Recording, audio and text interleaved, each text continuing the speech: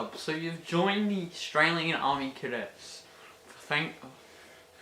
To start off, thank you. Good job, and you won't regret your option. So, what will happen is, before you decide to join, you will go to a recruitment night where everything is set out for you and they explain every little part of cadets I'm not going to explain right now. So they explain all that, and then what happens is, then they start pass around application forms. You'll fill out an application form, and then there'll be another form called the Code of Conduct. You want to fill that Code of Conduct out, and you want to read every single little bit, because that's terms of service, which means if you do anything wrong, your being in cadets can be terminated because you broke the Code of Conduct. So, in the Code of Conduct, it basically says not to say anything bad about the army, give the army a bad light in any representation. So, first thing you'll be issued is going to be your shirt. Showing off. So this is your shirt, okay? As you see, it's got my name tag. Says Cadet in it. And then it's got a thing. It's got a biscuit. And then you see here I've got this little piece of Velcro. This little piece of Velcro is actually meant for it's actually meant for your battalion patch. So depending on what unit you're in, you'll have a certain battalion patch for that. So that's very important. So this is one of the first pieces of gear. Now you don't usually get your gear issued to you first night. They give it to you. I got mine within 5 weeks because I want to make sure you're in cadets for the long run. You're here to stay, and that's good. So we've got a shirt. The next piece of gear you get issued is your pants. So it's just typically some normal pants. Normal as Auscham pants. Now the Australian Army might not be wearing these right now because they're wearing AMCU, but this is the uniform that they used to wear. So please remember that this uniform is what the Australian Army used to wear. Doesn't wear all the time now. But this is the uniform for the Australian Army Cadets. So that's that. After you get issued your t-shirt and pants, you'll typically get issued your webbing. So, what is your webbing? Webbing is an essential piece of gear for every field exercise you go on. With Army Cadets, we do a lot of going out bush. This is the stuff you need. Webbing is just basically a cool thing that holds everything for you. No need to matter, but you need it in the field. It's no option. You've got to have your webbing. It's a safety thing. So, typically in your webbing, you always have, you'll have 2 water bottle pouches.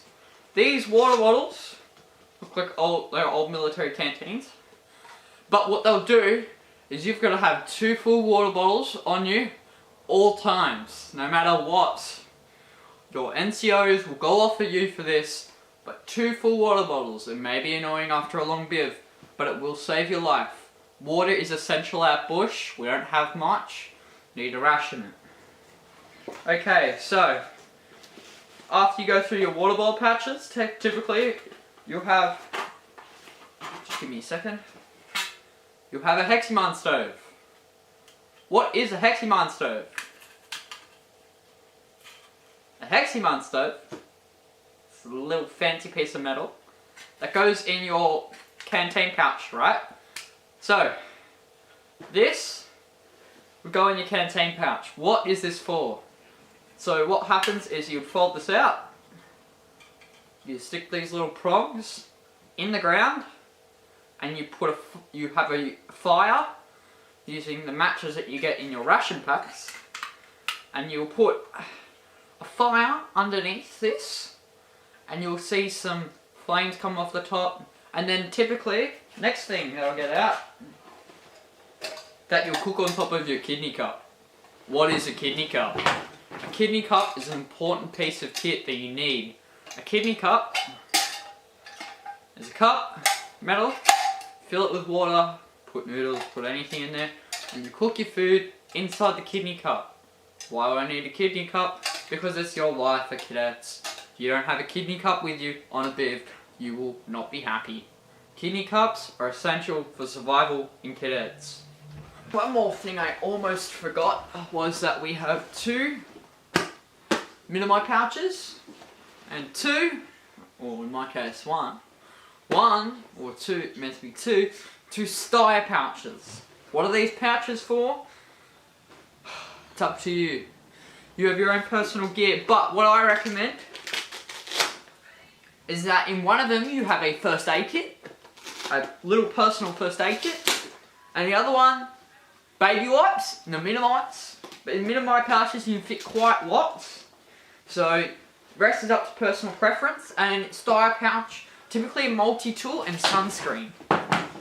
That's what I find best for field use. Then, after we touched on webbing, we have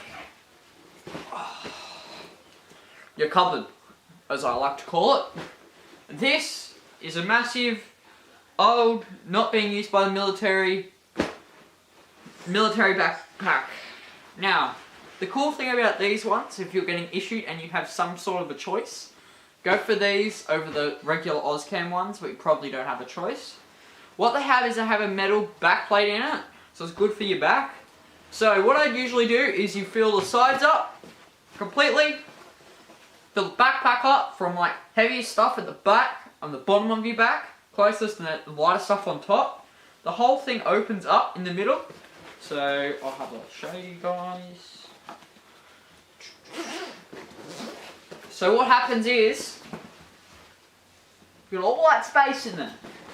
It's really big. And then at the back, you can carry whatever you like in the back there, shoulders, and most of them come with this cool, probably not cool to you, but it's helpful and handy hiking strap around your chest. Now, the gear I've just talked about is essential.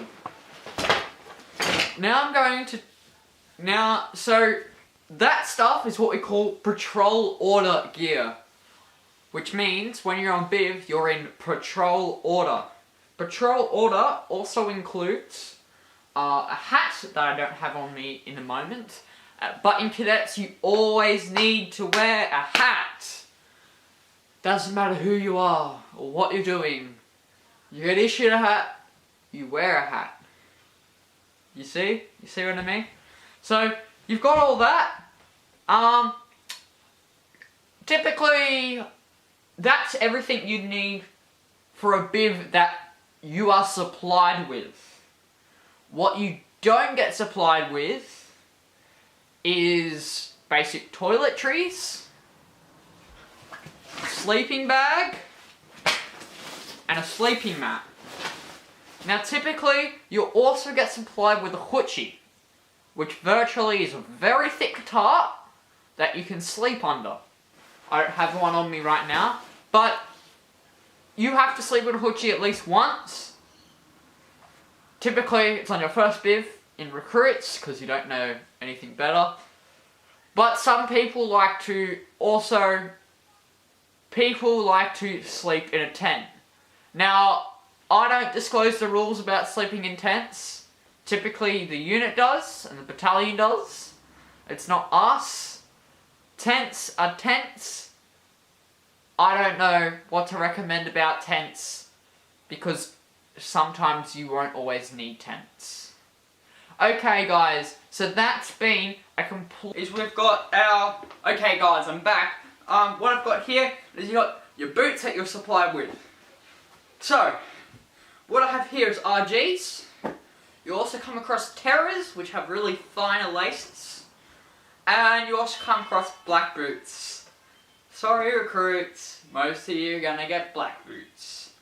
But that's how the life rolls. So, typically we don't get to choose, it's based on what they have there, what sizes. Got that. Then you got your hat. You have a hat for a reason. You are to use your hat. You do not step outside with your hat. Also, if you're going inside, take your hat off. Be respectful. This hat is your life. Without a hat, you're not very good.